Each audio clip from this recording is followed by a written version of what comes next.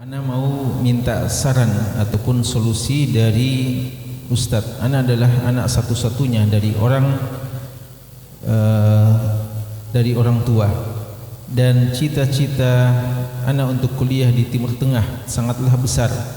Terlebih lagi jika Allah mengizinkan ana untuk kuliah di kota Rasulullah.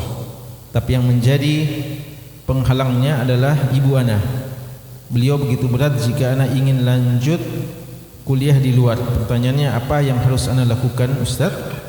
Apa ana tetap mendengarkan orang tua? Di satu sisi ana tidak ingin berlama-lama, ana tidak ingin berlama-lama, ya gitu ya. Mohon nasihatnya. Ya, jadi pertanyaan ini terkait dengan keinginannya untuk menuntut ilmu agama dan secara khusus di luar kotanya atau luar kampungnya.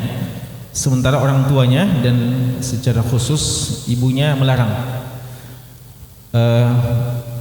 Tentu saja menuntut ilmu adalah satu kewajiban, dan juga berbakti kepada kedua orang tua adalah satu kewajiban. Dan kewajiban itu bertingkat-tingkat, dan di antara hal yang perlu diperhatikan dalam memilih sesuatu adalah yang mana yang paling wajib, dan juga yang mana yang sifatnya aini dan yang mana yang sifatnya kifai. Kalau dalam kasus ini nampaknya wallahu taala alam harus dibedakan antara yang mana wajib aini dan yang mana wajib kifai.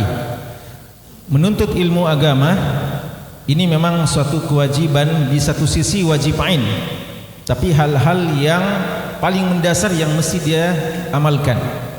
Adapun mendalami secara lebih jauh, secara lebih luas, ini adalah hal yang sifatnya kifai, ya, hal sifatnya kifai.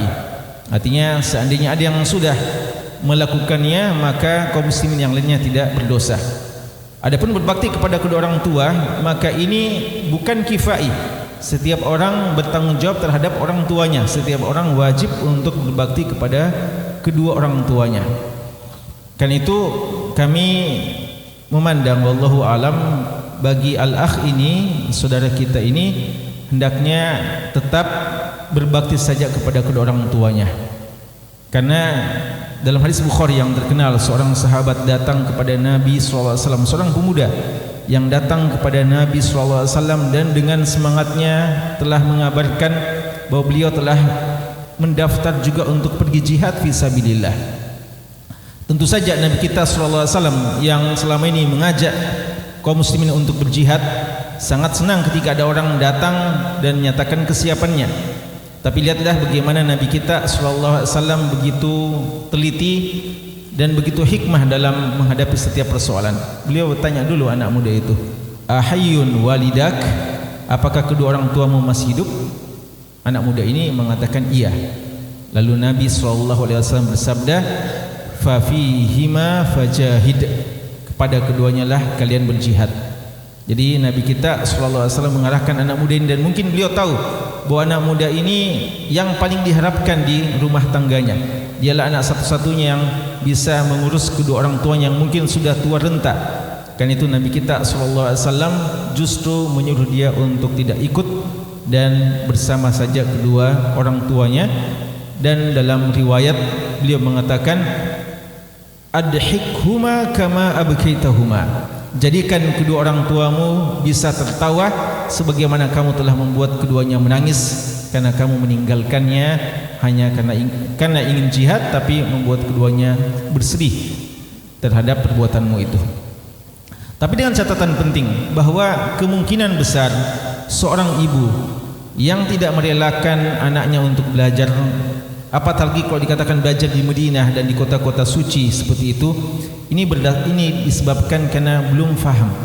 Ya, kan itu tugas anak sebenarnya memahamkan kepada kedua orang tua bagaimana kemuliaan ilmu dan bagaimana keutamaan anak soleh, bahwa anak yang solehlah yang bisa menjadi investasi akhirat bagi kedua orang tuanya. Tadi sudah disebutkan, ya, kita sangat mengharapkan kita semuanya ini walaupun sudah berada di alam barzakh, kita masih bisa menikmati kiriman-kiriman doa-doa yang tulus dari anak-anak kita. Dan anak-anak soleh itu tidak datang begitu saja, dan salah satu faktor yang menentukan kesolehan seorang anak adalah ketika anak itu faham terhadap agama, dan faham terhadap agama butuh mujah dan butuh belajar. Dan kota suci Nabi kita sallallahu alaihi wasallam adalah salah satu markaz dan min marakizi al-ulum tentunya. Karena itu kami sarankan kepada ikhwah ini untuk terus mengadakan pendekatan dan terus berbakti. Buktikan Anda adalah anak yang terbaik untuk orang tua Anda, dan buktikan ketika Anda minta izin untuk belajar bukan karena Anda tidak sabaran lagi dan tidak betah lagi untuk berbakti kepadanya, tapi Anda ingin berbakti dengan cara yang lebih jauh manfaatnya, dengan catatan ada orang yang bisa mengurus ibu antum. Tapi kalau tidak ada, cuma antum satu-satunya, maka kembali seperti apa yang kita sebutkan tadi, keberadaan antum bersama dengan orang tua antum dan ibu antum secara khusus itu insyaallah lebih berberkah di sisi Allah Subhanahu wa taala. Wallahu a'lam.